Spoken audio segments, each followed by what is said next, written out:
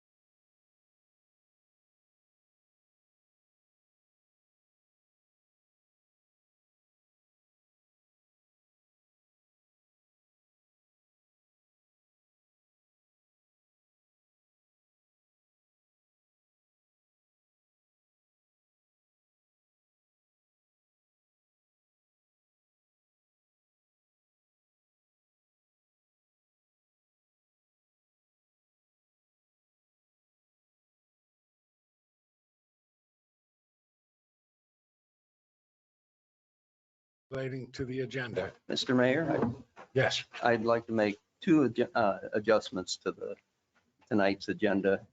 First, under communications, 6D, I'd like to move that to 6A, so Karen may go home a little earlier if she'd like. And then also under business, number 8, or I'm sorry, yes, 8B, the decision paper. Chief Clemens is not here, so I'd like to scratch that from the agenda. okay, do I have a second to that? I'll second. Okay, any discussion? And just to let anybody know that when we do the motion and if we do take it off, the fire chief, that we have a special meeting set for Monday for that, to do that, for that purpose. Okay.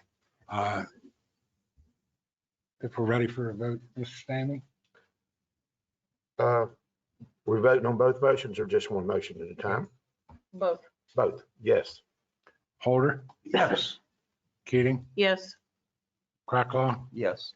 Kinkin? Yes. Drake? Yes. And myself is yes. So those two things will be changed on tonight's agenda. Moving right along, the next thing is public comments, and these are public comments relating to agenda items. And the public will be restricted to 5 minutes per speaker. So do we have any public comments? Minutes, Mr. Mayor. The minutes. Minutes approval first. Okay. Well, we know we don't have any public comments. Okay, give me just a minute. For the minutes approval for January 11th, 2022. Mr. Mayor, Yes. I make a motion that we approve the minutes of January the 11th, 22 in a regular meeting. Okay. Okay, any discussion on that before we vote? Yeah, Mr. Mayor, I just have one comment that in, the third round of proofreading, there were a couple minor typos discovered. I don't know if they've been incorporated into the final document, but when the document is posted and archived, those minor corrections should be made. Okay. Any other? Mr. Stamey, Yes. Holder, Yes. Keating, Yes. Cracklaw, Yes. Kinkin, Yes. Drake, Yes. and myself is yes, so that passed.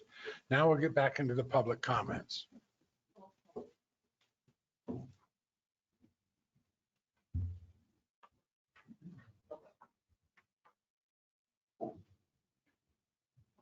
So I have 5 minutes. All right, my name is Please. my name is Kim Hutchinson. I'm on 415 Cypress Drive in Surfside. I've been there for just a couple years now. But in fact, I had spoken to you about this also. And I know there's not a whole lot we can do, but Surfside is very strict on their building and codes.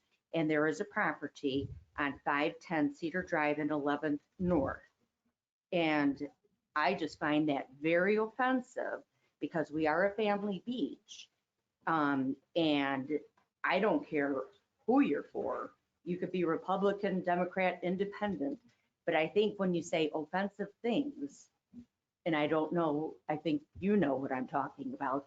I think if a person, it should be regulated by Surfside. Oh, shut up. Oh, No, you're okay. go Go ahead. ahead. okay. Like they can put it in their backyard, but I think for buses and children seeing this thing, it's just terrible. You know, it should not be offensive to anybody. And if it is, it should just be on a regulated, you know, thing. Okay, that's number one. I still have time? Okay.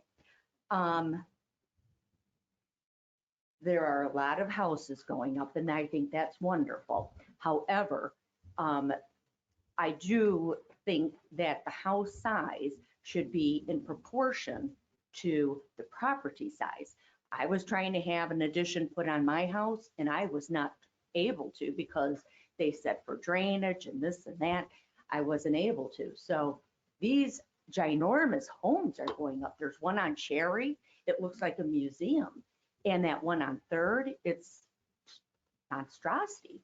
So, you know, and then they're taking out our trees, which to me and a lot of people here in Surfside that come to have trees and to have the nature because, and tell me if I'm talking too long, that's fine, because I could probably go on for an hour, but I won't. You know, like I have hawks in my baby hawks. I have all kinds of wildlife. And I just don't think somebody should be able to come in there, rip down all the trees and build these ginormous homes. Okay, so drainage, flooding, all of that is just a problem. Now, and this is just number 3, and then I'm done. That light on 16th, when you want to turn left off to 17, why doesn't that thing flash yellow so that you can go? And it's the longest light in history. Okay, so that's it. Oh, well, okay. One other thing. You know, I just don't understand why Surfside changed where you can't go left now on the 17. That is just so bothersome. I mean, I had to go this way, that way, because I thought that this meeting was going to be held at that other place. So I had to go 2 blocks, 3 blocks and around. And I mean, I'm only really like, you know, super close to you guys. So, okay, I'm done. Thank you. Are there any other public comments? Yes, sir. Harry Coleman, 10th Avenue North. I'm actually going to talk about something that was on the agenda. The authorizing decorative streetlights for public roads at Harbor Lights. Harbor Lights, beautiful development. They years ago decided to put up these decorative streetlights. It's not the standard in this town. They never asked permission to put them up, I don't think. It's very nice, but it's not the standard. Those lights will be changed 6 times over by the time that's the standard in Surfside Beach. Think about it. Why are we paying for what they did? I make my house a little bit nicer and I turn around and say, I want you guys to pick up the tab. Doesn't make any sense. The street lights are not going to be changed in this town for a long, long time. Look how long it's taking us just to do Ocean Boulevard. It's not our responsibility. They planned it, they wanted it, they should pay for it. Thank you.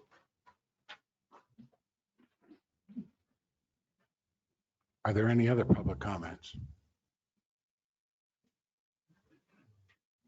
Okay, moving right along, we'll go into communication. The first thing we have is Ms. Karen Burden with the Myrtle Beach Chamber of Commerce. Thank you, Mr. Mayor, members of council. I'm happy to see you this evening. And I think you'll be happy. There's a lot of good news to share in this update for Surfside Beach. Want to start just with overall exposure on our website. Surfside Beach is prominently featured on the main website for the entire DMO, which is visitmyrtlebeach.com, with the destination feature, events, deals, and stories. Last year, we had over 8.5 million site visitors, and the homepage had 1.3 million page views. So we're very pleased with how many people are using this as a major resource to be planning their vacation time in the Grand Strand. I will also note that one of our major initiatives of 2022 is to be updating and doing even more to the website. So we actually have an RFP out right now and are soliciting different website vendors to come in and make even more improvements, adding more content and more video. And it's something we would very much like to work with Surfside Beach staff on so that we have the maximum amount of content on the site for visitors to see and enjoy. Again, neighborhood page and video, we had 106,000 page views in 2021. And again, via a lot of different Surfside related pages, the event pages, the listings, as well as blogs. So we've really gotten into blogging and more video because that's what our consumers are really looking for. So you can see a couple of examples here of featured things that we have throughout the site. And as far as visit surfsidebeach.com, which is sort of a subset of the larger web ecosystem, you can see the sessions were up 36%, the users up 35% year over year from 2020 to 2021. Page views also up 38%. Pages per session means approximately how many pages they're consuming. So it went from 3.83 to just shy of 4 pages, 3.88. So that was up as well. The duration, the time they're actually spending on the site, reading material and looking at things has also gone up 3.5%. So overall, we're happy with these web statistics. Bounce rate, you always want to get that down, right? That's the number of people who are hitting your site and then bouncing off, deciding, well, it's not what I wanted, that's not where I want to be. So we actually had that come down. So that's a really good thing too. So overall, the web statistics are all moving in the right direction year over year. I just mentioned videos. Beyond the Beach is a major theme that we have been really leaning into for 2021. Again, that's the idea that, of course, people come for the beach, but there's so much more else that they can be doing when they're here. And so we want to be showcasing those businesses, those attractions, those restaurants, lodging, everything that is available. As you know, we have a deep relationship with Champion Autism Network. And so Sensory Friendly is becoming more and more popular.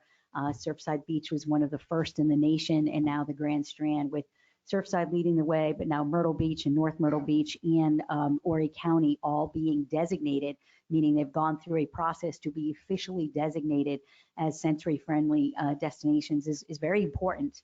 And the national media really likes this, and they are constantly asking us for more material and content and stories about the people that are visiting here that have children on the spectrum and what their experiences were like. So again, we are working to add even more video stories to those pages. Over 35 hours watched, and again, scenes from Surfside Beach included in a lot of other social and paid. So that is actually the YouTube link. And when I send this whole document to you, you'll be able to go to that. That's a live link and take a look at all of that content there. Email marketing is still big. It's still something that we're doing. Might not be as exciting as social media or all of the web stuff, but it is still very effective. So we had over 9 e-newsletters featuring the Beach House vacations, the Surfside Beach Barbecue Festival, and other events and stories that we had, including the Beach House Vacation giveaway emails. Those ran in December of 2020 through the end of February 2021. That was our promotional period for that event. And that last year, Sunkissed in Surfside Beach was the featured beach house that contestants would have a chance to win. And so again, we're really happy with the way that promotion came together. An example here of what they saw, and then they click the button to enter. Here are some stats from that. During that time frame of December through February, approximately 12 weeks or 3 months, we reached families in 31 different markets. We used digital, social media, email, and public relations to reach to them. We had over 113,000 people who entered the contest, and the total ad spend, the value of all of the ad spend that we did for this promotion was over $900,000. So again, you see some of the stats. We had a 93% increase in entries from 2020. And that's, again, because 2020 was such a heavy COVID year. We didn't have as many people entering and engaging. So we're really, really to see those numbers rebounding as well as they did. In digital marketing, again, in addition to all the overall marketing that we do, Surfside Beach is featured regularly on social media and our paid search efforts. We now have over 2 million social fans, which gives us a powerful group to be sending our messaging out to. And you can see sometimes that's food, like the barbecue festival, or just parades and other events and festivities that are happening that we can feature. And so our hope is that we can do even more of that together in 2022. We're excited to be able to work with the PIO to know about events earlier and be promoting them, ahead of the game. Our mantra is to promote before, promote during, and then promote after the event so that you're getting those touch points. In public relations, 2021, despite everything that happened in that year, was a really, really good year for us from a public relations standpoint. We had over 2.3 million earned media impressions. If we had to go buy those out as advertising, that would have cost us close to $793,000 in advertising value. And again, featured in the Beach House giveaway, and was the prominent sort of tip of the spear in regard to our autism friendly designation. And again, you can see we had pickup in major places like USA Today, National Geographic, Go World Travel. Matador Network is a big network of a lot of different websites that all feature different travel related things. So again, lots of great PR pickup in 2021. And we still do that old fashioned stuff called collateral pieces, brochures.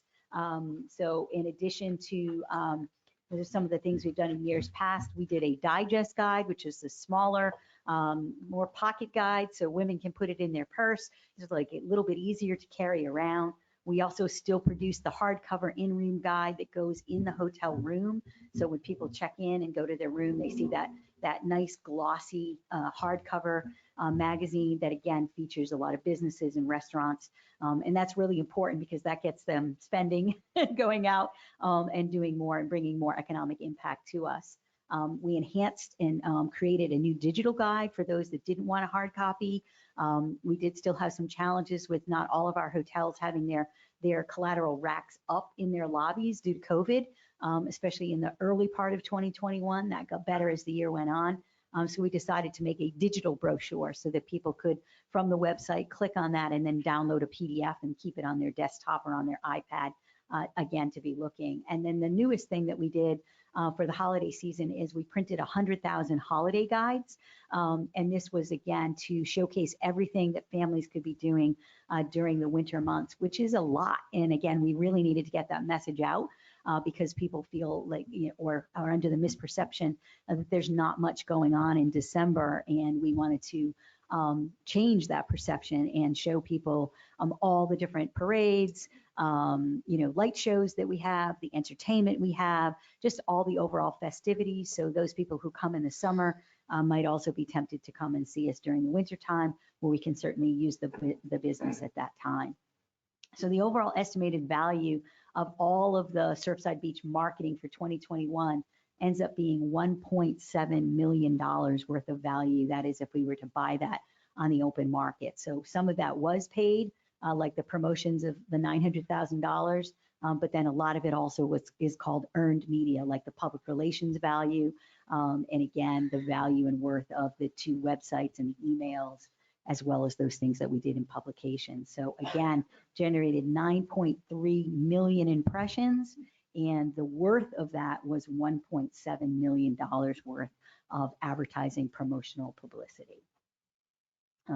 Just wanted to give you a quick ATAX overview. I did more with the ATAX committee last week. But again, this trajectory is one that I think we can all feel really good about. As you can see, in 2019, ATAX collected in Surfside Beach was just a little over $709,000. It dipped in 2020 due to COVID and went down to $665,000. Look at that rebound in 2021. Total ATAX collections just shy of $900,000 at $894,797. And probably the best news of all is that the Tourism Economics Forecast, which is an outside firm that we're using, we used them to forecast 2021, and they did such a good job that we had them forecast 2022. And you'll see that ATAX collections for the first time ever are projected to be over $1 million, which again, I think is a real testament to the product and just what's happening in Surfside Beach, that the economy is doing that well and is projected to continue to do very well. This is, again, the accountability report showing you that the 2021 investment to garner that kind of value was $218,657. And you can see to the right that the lion's share of that was spent on digital advertising, which is the #1 thing in our marketing budget. That's serving up, digital banner ads, but also digital now includes serving up streaming and video advertising. We do still do some television advertising that's cable, and some streaming television that's like Hulu and Amazon Prime and all of those popular networks, publicity, and then creative development. So that's how the budget basically was spent over the course of the 2021 year. And for 2022, based on that we're projecting that the portion that would come to us as the DMO to invest will be just shy of $300,000. And the other $700,000 will come to you directly. And for that $293,000, we're again projecting that we should invest a very large amount of that, or $155,000, or 53% of the budget, in digital. We're also going to invest $60,000 in television, $20,000 in public relations, since that's been such a workhorse for us, $15,000 in creative development, which means the actual production of the TV spots and the print ads and the collateral pieces. And then the last piece is our general consumer promotions. We are projecting that we'd like to spend about $15,000, 15% of the budget, or $43,000 on those consumer promotions. So that is what the projected budget that we're proposing looks like. I wanted to just stop for a second and show you what a truly remarkable year 2021 was. And that's not just us saying it at the Chamber and the DMO. This is the world. These are publications that are highly respected and doing reader polls, consumer polls, and other things. Some of these we've won many times over, like being one of the top beaches in the US. That's no surprise. Our beaches are beautiful. What is pretty remarkable is that in June, I received a call from TripAdvisor saying that we were the #1 destination in the United States of America in terms of search. Just gonna let that sink in for a second. #1 in the US. It's pretty amazing. And we continue to make real inroads in the fall. We're starting to see, again, 4th most popular fall destination. That wasn't happening 5 or 6 years ago. All of our accolades were about the summer. Now we've successfully moved our marketing, and we've shifted so much business to the spring with sports and events and meetings and conferences, and the same with the fall, that we're really truly becoming a year-round destination. Our only probably 2 quiet months are the month we're in right now in December, and we're working to change that. As we start to go into February, all the sports groups will be here, and we'll start to be Zooming again. So again, I think the work that we're doing on these shoulder seasons is really paying off for us. As you can see, 7th most popular Thanksgiving destination. If you were here at Thanksgiving, you saw how busy it was. It was not like that just a few years ago. So the word is getting out, and people are deciding to make vacation memories during the holidays, which we think is a really, really good thing for our business community, because it's giving them stability and surety and giving them income in those seasons that used to be so quiet, where in some cases they had to close up shop because there just was not enough business. So this is sort of tied to those achievements. A research group called CoStar Group that works with Smith Travel Research did some pretty in-depth analysis at the end of 2021 looking at hotels. And the reason they were doing that is there was a prediction at the beginning of 2020 when COVID began that 1 out of 10 hotels would go out of business in America because COVID was going to hurt them that badly. That did not happen here in the Grand Strand. So one of the things I wanted to look at was how are the hotels rebounding? How are they coming back in terms of not just demand and occupancy, but in actual revenue? And so we were the #1 market in the country for hotel revenue recovery. You'll see our sort of pink line to the right. The only other destination that was in the black was the Norfolk, Virginia Beach, Virginia area. My old stomping grounds before I moved here. All the other lines, bar graphs that you see there are in the negative. So major cities like Miami, Baltimore, Atlanta, Dallas, they all are still struggling to get in the black in terms of hotel revenue recovery. So I don't want us for 1 second to take for granted how well this destination has done over this last year, which again hasn't been easy. It's had challenges, but this is some real momentum, and our goal at the DMO and the Chamber is to continue this momentum into 2022 and continue to build a really solid year for everyone. No surprise, again, airline travel has returned. We are back to having 50 nonstop destinations. The Southwest edition really has helped us a great deal already in the first 6 months of that partnership. Deployments, that means those people coming off a plane into MYR Airport are up 187%, and that was through September. You probably just seen some press releases that they sent out that they again were one of the fastest growing airports in the US. And back in July, they set a record in terms of the number of people they served, surpassing for the first time the Charleston Airport, which has always been the #1 airport in our state. So MYR is definitely on a roll, and part of our job working with them is to keep that going, to support these air markets, and also work with them on future relationships. So right now, they are hoping to bring some other airlines to the Grand Strand, or work with these airlines that you see to the right and have them bring more service to us. Again, the holy grail for us is a year-round service. We really think that that's best, but some of these carriers just continue to service in the summertime. So we're working hard to get them to come year-round. So our objective for this year, Sid, is to continue to really build ourselves as a year-round destination of 60 miles of great things to do. We're absolutely targeting a high-value traveler, meaning we want people who are going to stay overnight for several nights and spend all their money when they're here with us. That's not to say we don't love day trippers, and folks from Columbia and upstate are welcome to come and spend a day or so, but really for us, the economic magic is to have people come and stay a week or more and just have, eat out every day and do a lot of things on their vacation, have a great time. So that's really what we're focused on this year. We're going to continue to build the brand. We launched that new You Belong at the Beach last May, and it's gone very well. So we're coming up with the 2022 campaign right now.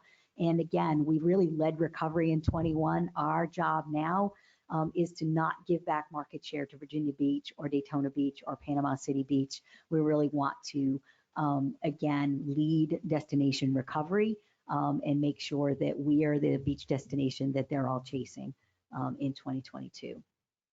These are all the markets that we're going to be in with our advertising. Some of them are air markets, but some of them are drive markets as well. So really popular markets and really important markets for us, such as Philadelphia, Pittsburgh, Cincinnati. Those are going to continue to be really important, but you're starting to see some new cities on this list, like Kansas City. The only reason Kansas City is on the list now is we now have a nonstop flight from Kansas City. The same with St. Louis, the same with Dallas. So we have some real opportunity to dig into Texas and deeper into the Midwest and bring some first time to Surfside kinds of people here. Our campaign theme is going to be Beach with the Best. So again, building on the idea of you're always welcome at the beach, that we are the best beach, and that we just have so many things to do when people come here, that it is the beach, but it's so much more.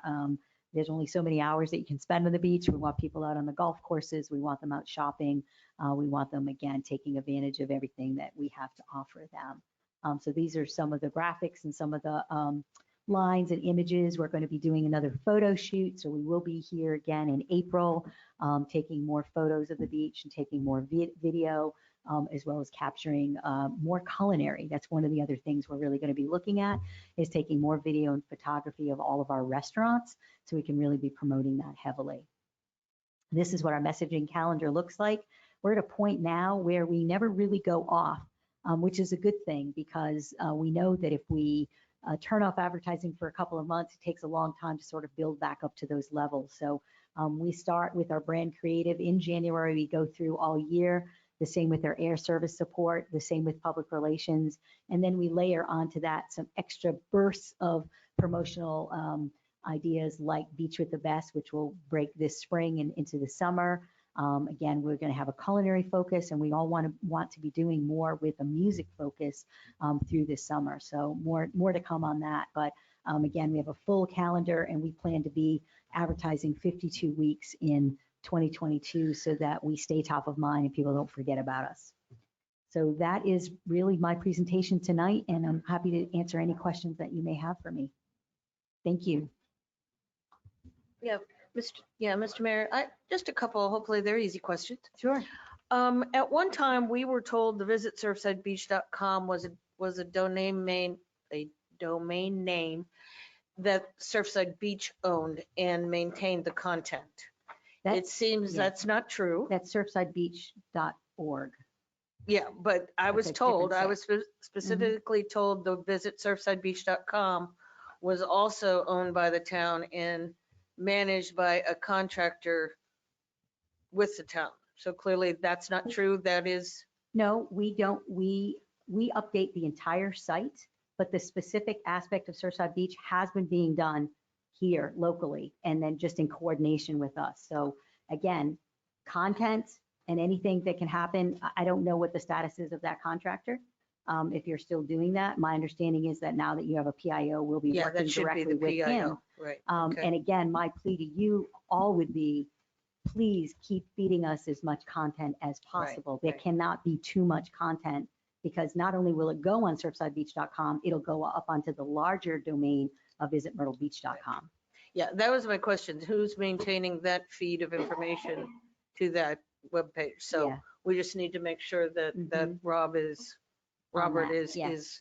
connected with that. Yes, Mr. Shanahan and I spoke earlier today that we would like to set up a meeting between my top marketing officer and Rob, and kind of sit down and really look at all of that and make sure that we're getting that content. Okay, perfect. Mhm. My other question is, you mentioned the collateral visitor guide in hardback form in the hotel rooms. Mhm. Are those also available to our beach rentals? If those beach rentals are a property management company that is part of the CVB, then they would also be getting them. Okay. If they are not, then they would not have access to those. And could an independent, VRBO, Airbnb owner, No, approach the Myrtle Beach and pay for them, or? I don't believe so Get them at all? at this They point. they Where would need to be a member of the chain. they would need to be a member of the CVB in particular. Okay, okay. Yes. Mhm. All right. And most independent folks who are doing Airbnb and VRBO are not doing that. And they don't want to make that investment, which we understand. And nationally, like VRBO and Airbnb, we don't actually really want to aid and abet them, because Right. they hurt our local independent Yeah, vacation but property our owners. more popular property managers within Surfside are members and would be getting those Yes, books for in the rental units? yes, Okay, very good. Thank you. yes, you're very welcome. Any other questions? I'm just glad to see that you're including Surfside Beach and some of the stuff. I haven't seen a lot of that in the past years. And how about the coming into Myrtle Beach, the visitor sites where you can go in and find out what's going on or get information. We had other council members in the past stop by, and they were referring them to other places other than Surfside. What's There's- going on with that? There's only 2 official visitor Right. centers that Right. we manage and that are part of my budget.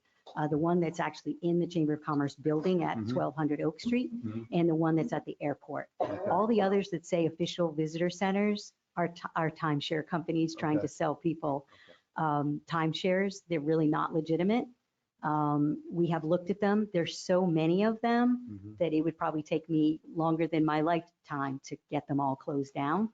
And they actually have, they have the right to exist, but it is very misleading Yeah. because they're really trying to sell people. They'll give them a free cup of coffee, but really what they want to do is just sell them a timeshare. There's very Right. little information. They don't have the official visitor guide that we produce, and we produce 800,000 of them. They don't have any of those materials. They're really there for a very self-serving reason. So that's why they're pushing people to very specific places. A lot of times they're offering them free tickets to Pirates or Medieval Times or something else as a lure, just like they do in Orlando, to go visit the timeshare. And then it's a very, very high pressure tactic approach, which we don't approve of. But that is still happening. Well, thank you for Unfortunately. making sure you mentioned Surfside. You're welcome. And again, I think it's part of the bigger strategy, which is we are really selling the Grand Strand. VisitMyrtleBeach.com is the main site, but we are really leaning into the 60 miles of beaches, and Surfside's a big part of that.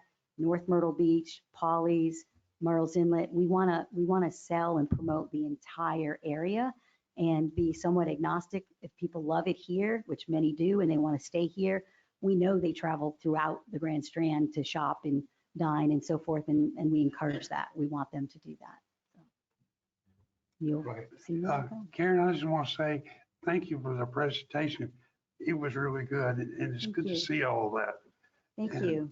So thank you. And I hope you're proud, take pride in the fact that the product is so good that we're having these kinds of record numbers of tourism, because other communities are not having these kinds of reports. So I feel very lucky that I'm up here being able to give you very good news, and it's the future is bright for the Grand Strand. Thank you. Well, thank you for coming. Thank you.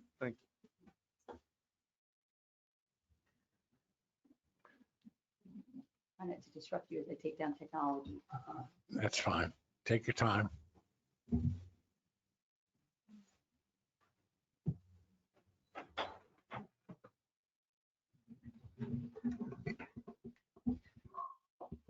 And the next on the agenda is Diana King from the Finance Department.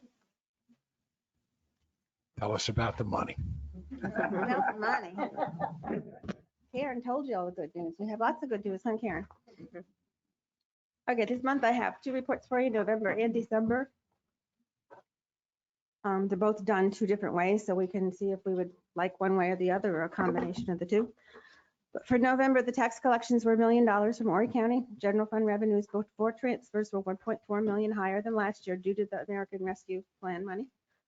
All revenue categories have increased for this fiscal year except for interest, which we all know if we have any investments, the interest is non-existent. However, expenditures have increased $1.5 million from the prior year due to the purchase of capital equipment and the new town hall facility. There were 37 new business licenses opened in November, 6 were new businesses, 14 were new rentals, 5 were new contractors, and 12 were out-of-town businesses. And special revenue funds, which is accommodations, hospitality, and local ATAX, accommodations funds from the state for July to September totaled $496,000, which was a significant number for us. Hospitality collections totaled $579 from our local collection and $695 from Horry County. Local ATAX totaled $147 from our local and $149 from Horry County. So those 2 categories, hospitality and local ATAX, were getting quite a bit from Horry County, more than we probably anticipated. In addition, these 2 funds received $622,000 from Horry County as a settlement of the Horry County tax dispute, or the hospitality tax dispute. The 21-22 budget has funds from Horry County being used for the pier reconstruction. Quarterly transfers will be made next month, which will be in December. For capital projects, engineering had started on the road paving, which will be done in spring of 22.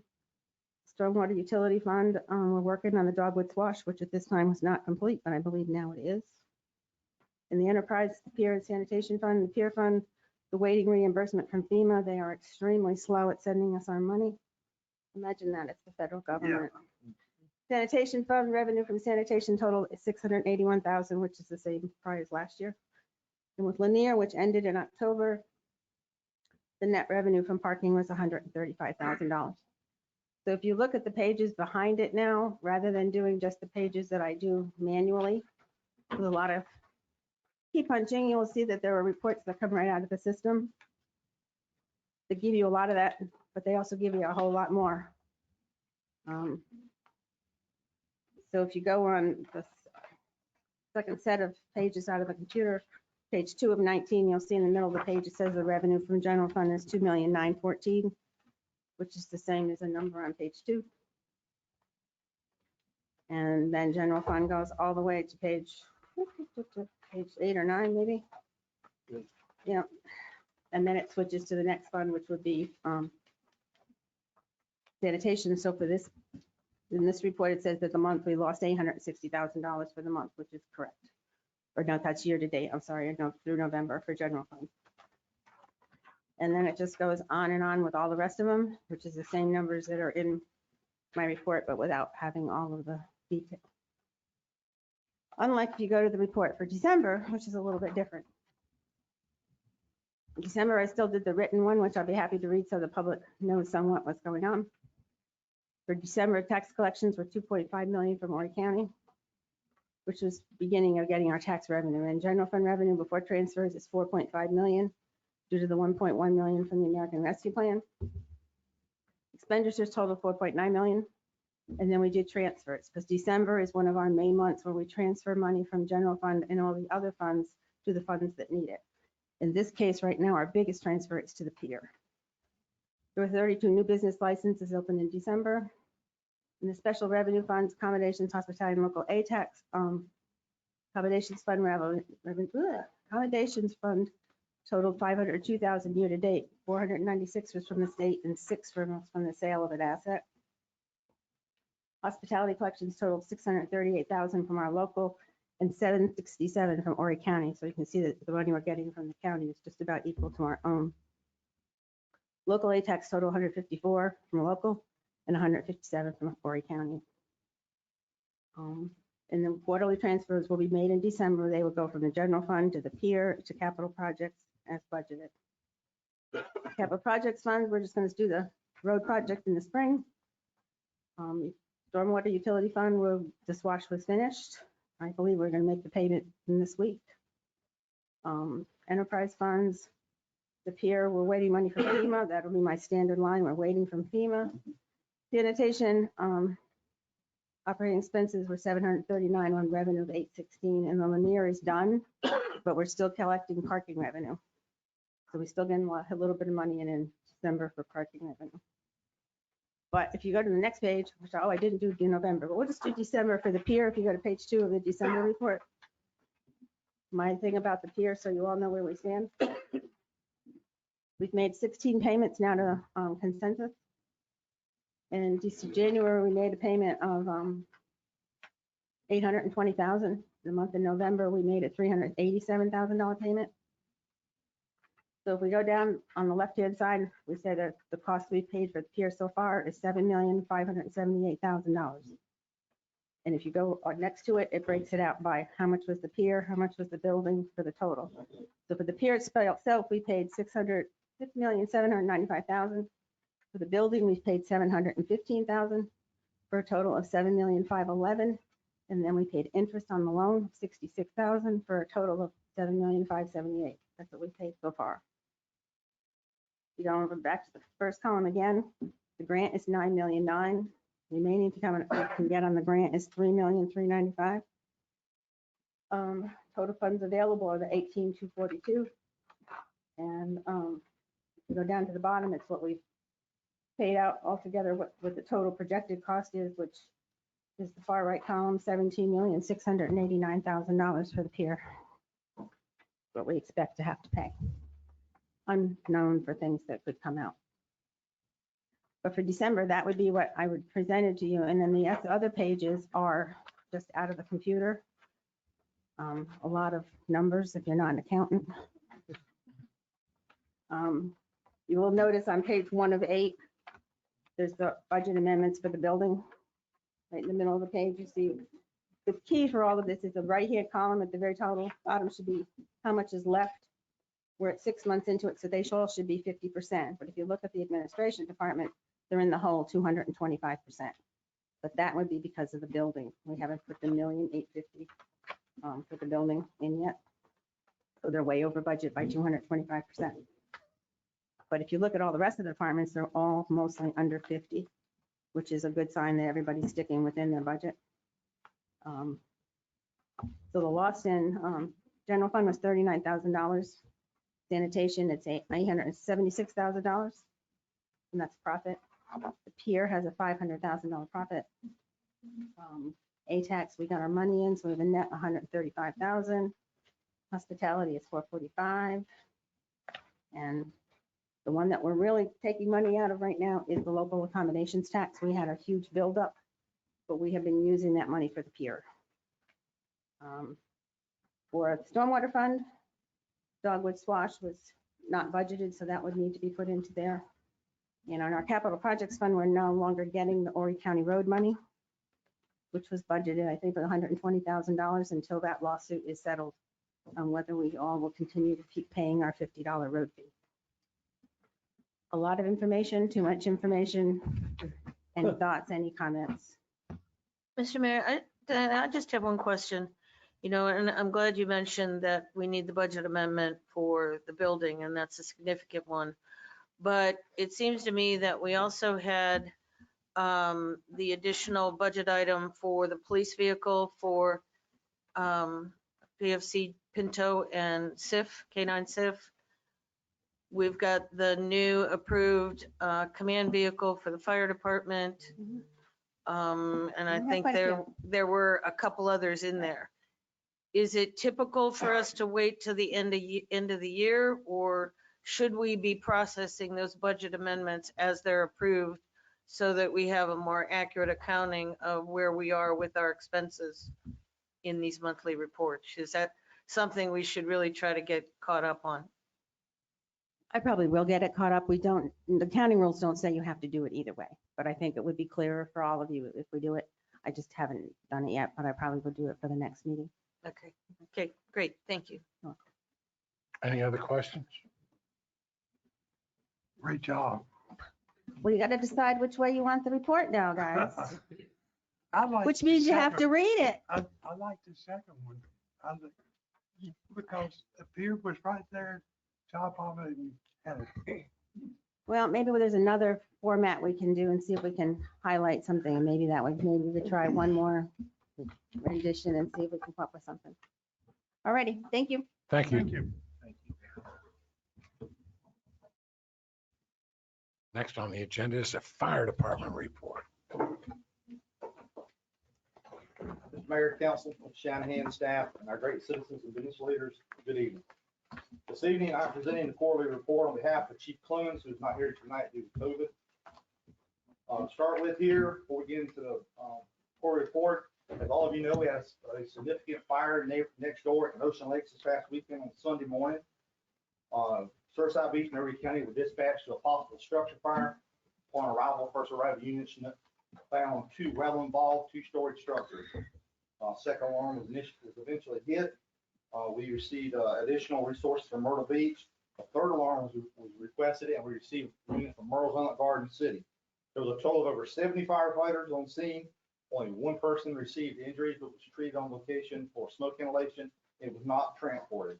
There were no firefighter injuries reported, and at this time, the cause is still under investigation.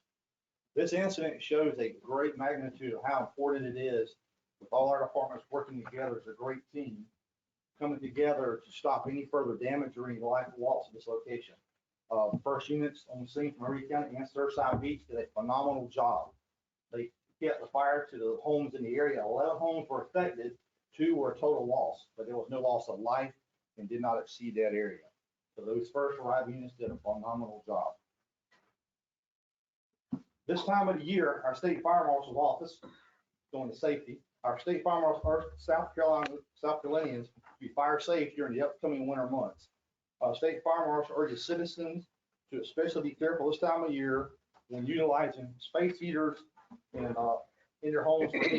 Historically, 80-85% of fire fatalities occur in the homes this time of year in the months of December to February. In our state, during last year's winter months, 6 heating-related fires, resulting in 6 fire deaths. When utilizing kerosene heaters and space heaters, these heaters need space. Keep the units on a flat surface and at least 3 feet from anything that can burn. Never leave the heaters unattended. Refuel kerosene heaters on the outdoors. Always plug an electric space heater directly into the wall and do not use extension cords.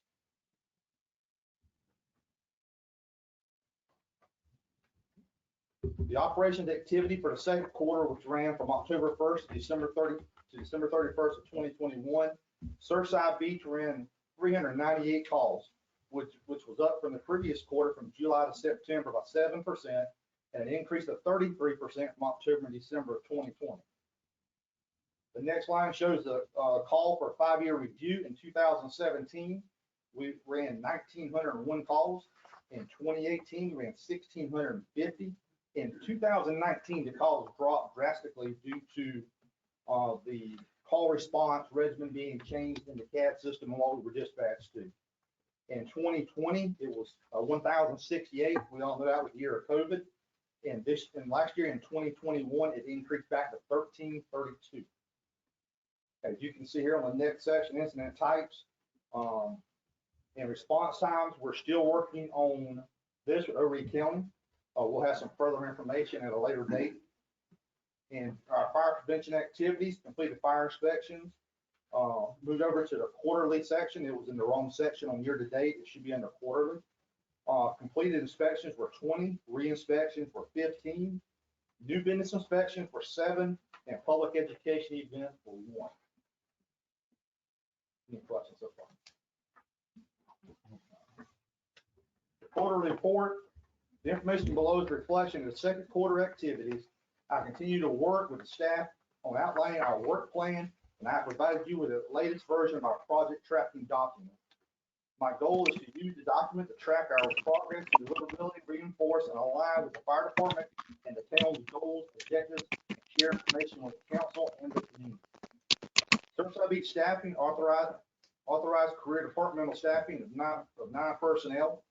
Current staffing configuration is chief 1, deputy chief 1, fire marshal 1, battalion captains 3, firefighter engineers 2, and firefighter vacancy right now that we're getting ready to fill. Surfside Beach volunteer staffing currently have 8 operational personnel with varying degrees of response capabilities and currently have 9 support personnel.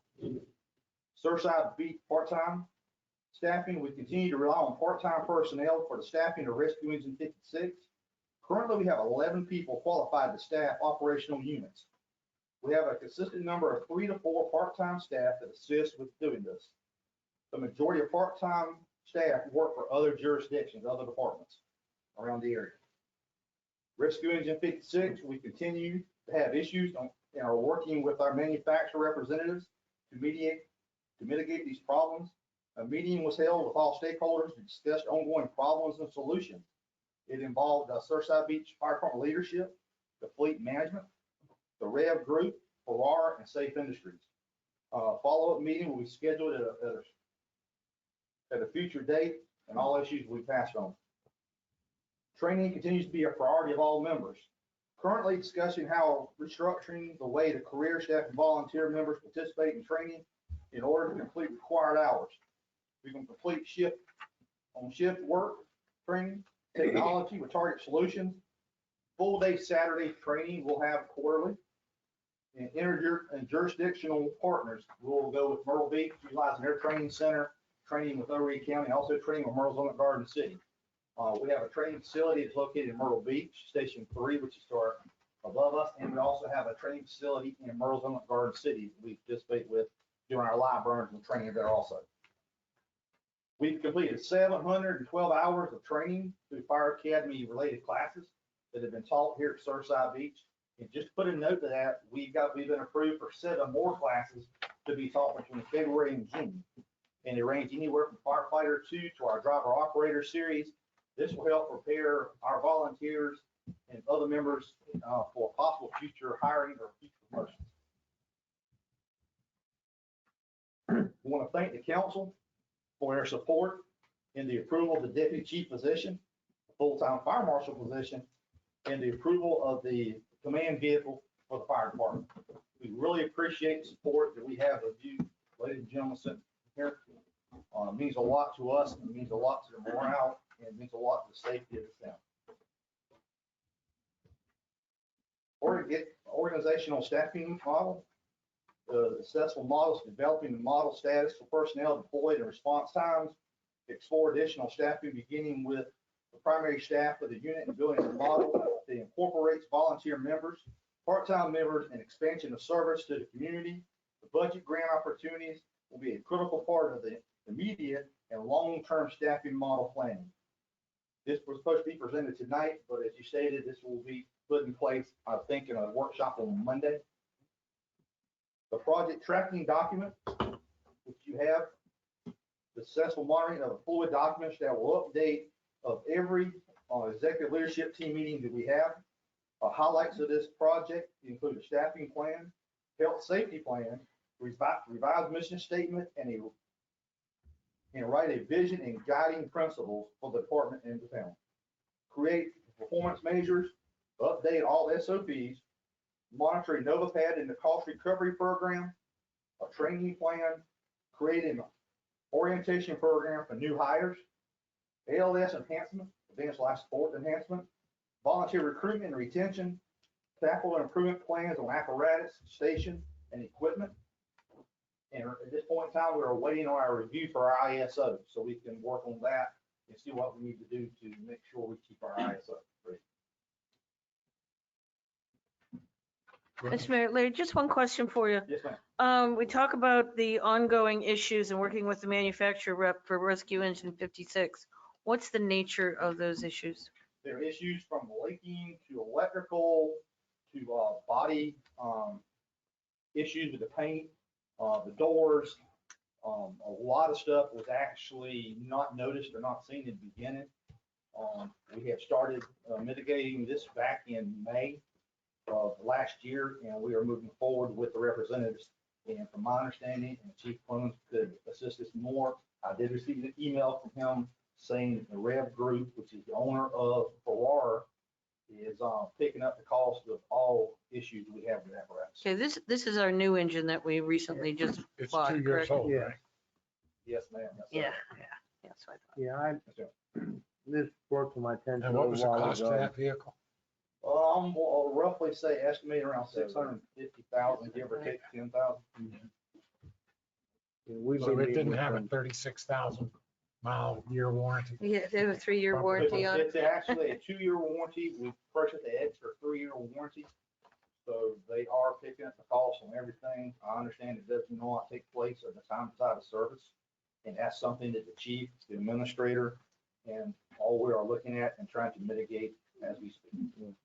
We're pushing to, if the warranty ends, the issues that we have that started before the warranty, they don't go away, they still owe us for that because the quality and no, I hate to use the word dub, but the quality is just not there. And we did advise them in a meeting, Yes. Shannon was there, and I kind of spoke up and told them, it's point blank that, our citizens rely on this piece of equipment. We put trust in them to make sure that we get a reliable piece that's there in case of an emergency and it can be used 24/7. And we are very disappointed in that piece of equipment. So the leaking issues, they're mechanical in nature. They're not operational No, ma'am. equipment. They're mechanical fluids, engine issues. Designs and the building of the apparatus. Okay. Thank you. Any other questions? Do they seem to be working with you pretty well with the getting it done and getting it fixed? After our meeting last month, yes, sir. Yes. Okay, good. Okay, well, thank you very much for your report. Thank you, Lauren. Thank Thank you very much. Thank you all. Thank you, Appreciate it. Captain. You can breathe now. Okay, next thing on the agenda is the event monthly report by Robert Bloomquist. Robert was unable to be here this evening, so I'll read his report if you don't mind, Mayor. Okay, For the events, our December events were a hit. We're now gearing back up for events this year. A 2022 events list was recently published on the website. That list is subject to change as we work to secure additional programs. On top of that, we're looking to add at least one, possibly two events this year. The designing of those events are currently in the research phase. This past week, department heads met to discuss and review changes to Chapter 12 of our Code of Ordinances. There was really good collaboration amongst the team. Draft revisions are being made, and staff will have a chance to once again review those revisions before we proceed and present a council workshop to go over those. Among other aspects, changes include language to define and regulate events held within town limits, as well as provide for a comprehensive event application that should improve communication and collaboration among departments in the planning of events by the town and/or external organizations. As far as public information, earlier this month, the town held a citizens workshop as a way to help inform our residents on town departments and how they operate. Some good discussions came out of that meeting, and we plan to hold 3 additional meetings this year. This quarter's town's newsletter was recently posted on the website, and the town clerk helped send it out via email to our residents. We redesigned the look of the newsletter to enhance its visual appeal. The town is moving forward Civic Plus on the development of our new website. We've held 2 meetings with them to begin the design and content process of the project. We've given Civic Plus mood board and layout approval. In February, we have a meeting to review the design concept. After that, at the end of March, Civic Plus plans to start transferring content from our current website to build the new website.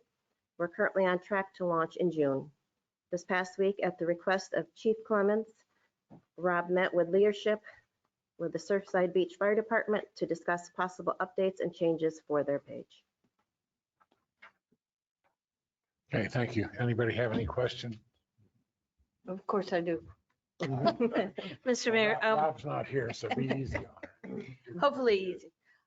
He mentions possibility of 2 events. What's being considered for those 2 events? I think he is researching one of the suggestions from the Citizens Workshop of the Sandcastle event possibly. Okay. And the second one, I'm sorry, I don't know. Okay. And my other comment was, since we had the citizens workshop and, you've let the cat out of the bag and, they made one recommendation for the Sandcastle event. Were there any other recommendations? What's the report out from that session that was held with the citizens? What did they bring forward? This meeting was basically an introduction to the citizens of the town itself, the departments. We walked through what we were doing. We spoke about what the goals, objectives, that sort of thing. And we listened. There wasn't a whole bunch of, hey, do this. Well, I'm happy with that. It was actually a very positive meeting. And the goal is in April, it's a quarterly, to have another one with an agenda. And we're going to start narrowing things down. The next meeting we should be at that point. But the first one was more of an introduction than, we want to get a free-for-all to identify them. So we introduced all of our departments? Yes, ma'am. Okay, thank you. There were some folks with COVID, of course, and we still did it without them. We did it. Paul, do you have something? Yes. Talking about that meeting, it wasn't advertised well at all. It wasn't on our webpage. It wasn't on the calendar. And the only people that knew about it were the people that were at town council that Tuesday night. Or they didn't know about it. So we really got to work on making sure that we advertise and put it on the calendar, because some things aren't showing up on the calendar. I will check on that. Did not know that. So thank you. Mr. Mayor, I'd like to also, I somewhat agree. I think that our events are not committee meetings and such. They're not on the calendar, I don't believe, as soon as they should be. For the most part, committee meetings, they should already be scheduled for the whole year. And I know in a lot of cases they are not, and they are subject to change.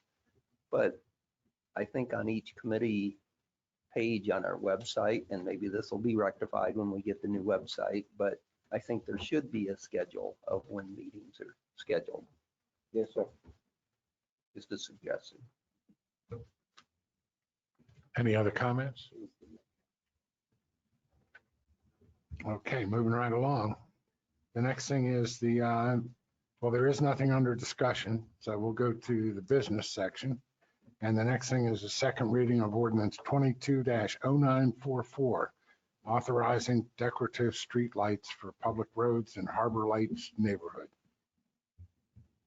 Mr. Mayor, I'd like to make a motion to accept for second reading ordinance number 22-944, stipulating that the light fixtures installed in the Harbor Lights development are the same fixtures that the town is transitioning to when pursuing the underground utilities and is considered the standard product for the town.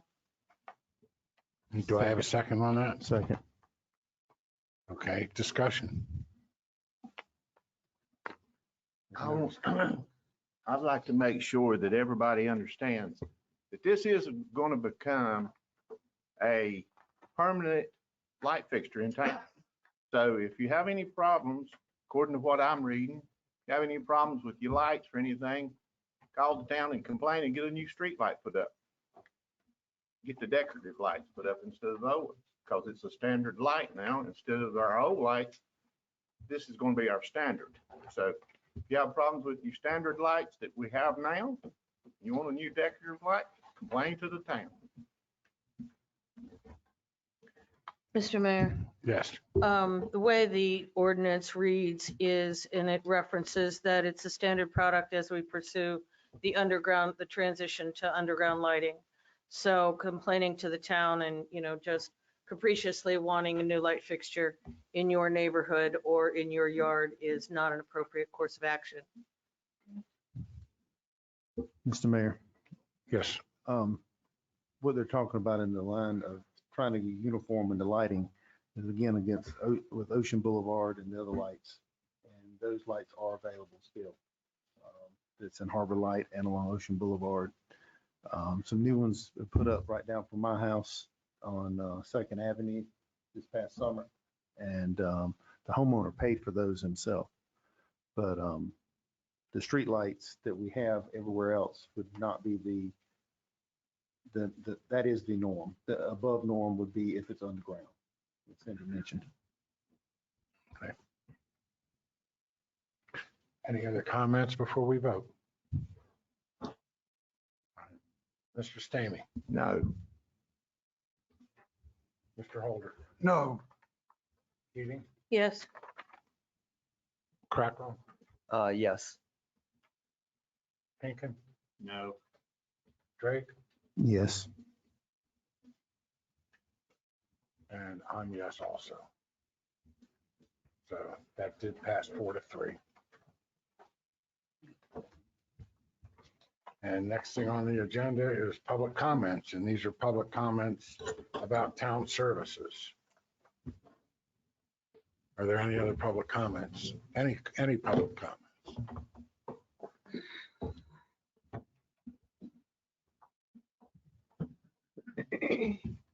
Yes, sir.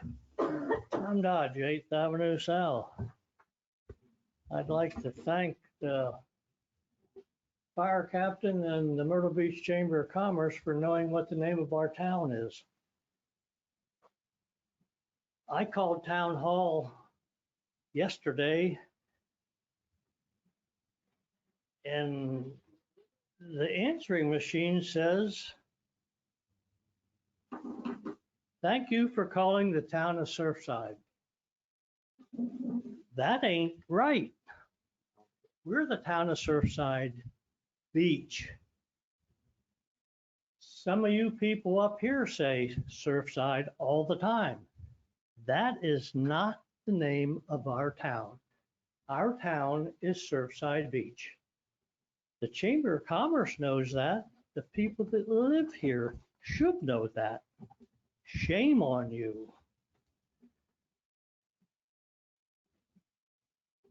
And my feeling is people that are on town committees should be town residents.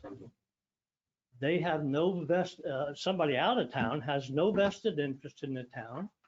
They pay no taxes to the town. They, in my opinion, should not be on committees. They can sway a committee to their side of thinking. They don't live here. They shouldn't have a say. They pay no taxes. And the name of this speech, remember this town, remember this, is Surfside Beach, not Surfside. Thank you. Are there any other public comments? Okay, with that, we are probably going to be going into executive session tonight, so we will do our council closing comments. So, Mr. Stamey? I'd like to thank everyone for coming out and joining us tonight, voicing your opinions to what you think about the town. I enjoy hearing them. I maybe can't do something about all of them, but I enjoy listening, and I will tell you what I think about it. Some people don't agree, and some do. I think the town is going in a good direction. I think we have good people in our town in our administrative staff, and the people that work for it are working good for the town, the fire department, the police department, and all the town people that work for this town. We all here are for this town, believe it or not, we are. We all have the same goal of looking after Surfside Beach. And that's our goal. We see different ways of getting there. And that's where I stand at tonight. There's some things that I just don't agree with sometimes, but that's the way it goes. And I'd like to say, God bless Surfside Beach. Mr. Holder? I'd like to thank everybody for coming out tonight. And those that are online, it's been a past weeks have been a cold week. So I'm not used to that. My southern blood doesn't take this cold weather very well. And just like when I lived up in Connecticut, with these couple of days there. So, but I want to thank the fire department for the great work they did. I think they responded. It came in, the alarm came in, and usually I know we're the first truck on the scene for Ocean Lake. But luckily, Horry County had a truck there before us because they were out on a call. But it shows the importance of mutual aid. And we have the same situation in the parts of town here. Houses very close together, where on a windy day, a major fire like that can take out several units. And we've got to have mutual aid, and we got to have, it's very important to be part of it, the system. And I find it amazing that a fire truck came from Ainer, because that's a long ways away. But it was interesting. I heard the trucks go at 6:15. There's so many trucks, kept hearing trucks. I thought that the Omega some was a fire up there because it was all coming in that area, it sounded like. So, but next thing I want to say is it's really interesting. I've been looking at YouTube on things about Surfside. I've set up where I see anything about Surfside Beach. Tom, I heard you, Surfside Beach. And but it had, our parade was filmed by a group and put on the site showing the parade, and they had the pier. They have quite a few videos showing the pier, and it's really interesting how much we get off of Surfside Beach on the YouTube.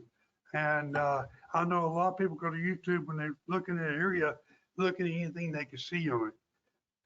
So I thought that was very good. So I want to thank you tonight and be careful, and y'all have a good week. Ms. Keating. Yeah, likewise, I want to thank everyone for coming out and tuning in. I know Chief Clemens is listening in, so we wish you well and hope you have a speedy recovery so that we can hear your presentation about the SAFER grant come Monday morning. I think we're in general moving in a very positive direction. I think we're getting much more focus on some of the changes that we need to see within the town operations. We've got some very diligent department heads that are now marching their way through the ordinances that need to be changed and updated. We've had a great turnout in applications for our committees, and I'm happy to say that after the lengthy list of appointments the last time we met, and a few more that I think we have to consider this evening, I think most of our committees are fully staffed. So hopefully they can all embrace the mission of our town and the vision of becoming the #1 family destination in South Carolina, and start establishing some short and long-term goals for the committees themselves as to what they can do to help move our town forward, improve our reputation, and improve our standing. I mean, it's very good news that we heard from Ms. Reardon of the Myrtle Beach Chamber that, you know, we've recovered well, we're doing well, we're bringing our tourists back. Well, we want to make sure we keep them. So I think having a focus and the leadership of the council liaisons sending that message back to the staffing of our committees that it's time to start thinking about objectives. We're starting into a new fiscal year in another couple months. Director King's going to be busy orchestrating and keeping us in line to gather all the information for the 2022-2023 budgets. So now is a perfect time for our committees to be banding together, brainstorming, and coming up with some ideas of some goals, objectives, and tasks that they would like to complete. And if that requires some kind of funding from the town, now's the perfect time to be asking for it. So I encourage all of the council liaisons to take an active role in the committees, at least to get them started on a path to setting those objectives. It's not our job to lead the committees, but it is our job to provide some direction and some guidance when needed. So I hope that for the upcoming January and February meetings and even early March meetings that we set upon that path to improve the town. And with that, I want to thank everyone for their congratulations. And, you know, as a first-time proud grandma, you know, my little Amelia Grace joined us on Saturday morning. So I can't wait to make my trip to Pittsburgh to actually hold her in my very own arms. So thank you very much. Mr. Cracklaw. I'd like to thank everyone for coming out. And everyone listening. I'd like to thank Larry for stepping up and with short notice to give the chief, the fire chief's report. He did a very good job. I guess I don't have much else to say, so have a good night. Mr. Kinkin. I want to thank everybody for coming out, and I do appreciate the reports we've got tonight. I think it's very helpful to us. Of course, we have the options of seeing it, but the explanations work real well also. I happen to be in charge of the committee that has an outsider, but I don't have a problem with it. I'm sorry, Tom does, but they spend money in this town. They don't pay taxes. I understand that. And we're only looking at their thoughts. They can't sway one committee, and the committee is an advisory group. We don't make decisions. We don't change things. So I don't mind hearing other people's opinion when they actually work, spend money in our town. So you want to throw rocks at me, that's fine, but I am the one that asked for it. In fact, the lady that volunteered, she's also volunteered to step back and do something else, but I've asked her to stay. So I think it's important that people understand that this town is not supported just by our taxes. It's supported by people that come to this town and spend money. And yes, she lives in Deerfield, but they do come and spend money, and I would like their input. So that's why I asked. And like I say, I'm responsible for it. I hope everybody has a good night. We had a conversation today that there's a long list of needs for this town, and we need to get it down on paper so that we can start looking at what we can do. And this is, I mean, with January and February's forward, get it all out in the open and let's look at it. So I suspect your council and staff are going to be very busy for the next month or so trying to sort through everything. I hope you all have a great evening. I saw on the news tonight that next Wednesday it's going to get 60 degrees again. Wow. Yay! I'm not a cold weather person either. So y'all have a great evening and have a great week. We'll see you here in 2 weeks. Mr. Drake. I'd like to thank everybody for tuning in and coming out here tonight. And thank you, Larry, for stepping up to the fire department tonight. It was real informative. And everyone else spoke also. The our wants and our needs of all departments is something we'll be looking at as we go along. But remember, it's the our wants and our needs. Our needs are something that we have to fund 100%. And needs are something we just kind of want along. So, but again, thank you for tuning in. Thank you for coming out, and we'll see you next week. Thank you. And it's like everybody says, we've got a lot to do, and I've been saying this for the last couple of meetings that, we still need to put together a peer committee. We still need to figure out what we're going to do for the parking when it gets here. There's a whole lot that we have to get done. And Mr. Kinkin and I sat down and talked to the finance director today, and, we decided that probably the best thing to do would be to get together and set up a schedule on what we're going to do and figure out how we need to get it done and move forward to get some of the things that need the decisions made. Because I mean, our income has been good in the town, but you can't just spend it all and then, without studying the possibilities and where it needs to go and the long-term effects of it. So we're going to be working on that shortly. And I know it's cold outside. You guys take care of yourself, and it's going to get warmer soon. Have a good evening. Now I need a recommendation or a motion to go into executive session.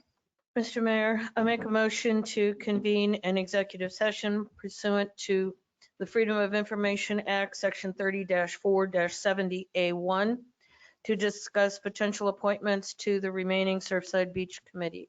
Second. Okay. Any discussion before we do it? Mr. Stamey? Yes. Holder? Yes. Keating? Yes.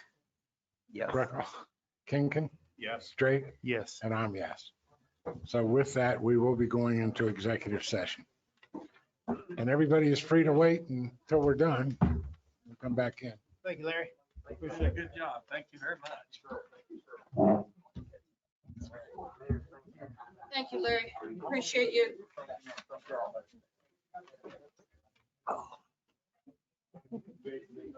Oh, thank you, Larry. Thank you. Have a good evening. They changed it. Thank you. Good job. Who is this? Is that Brian? They changed it. Yeah, That it's been about 30 years. The main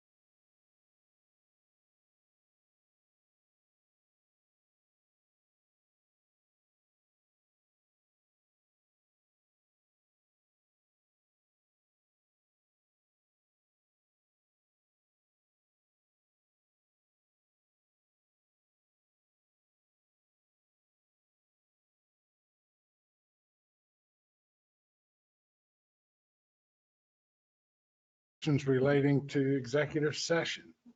Mr. Mayor, I'd like to make a motion to appoint Gary White of 358 Lakeside Drive and Travis Worthy of 115 South Ocean Boulevard to the parking committee.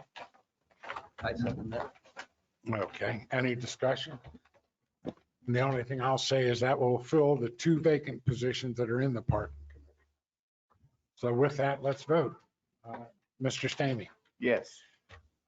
Holder, Yes. Keating, Yes.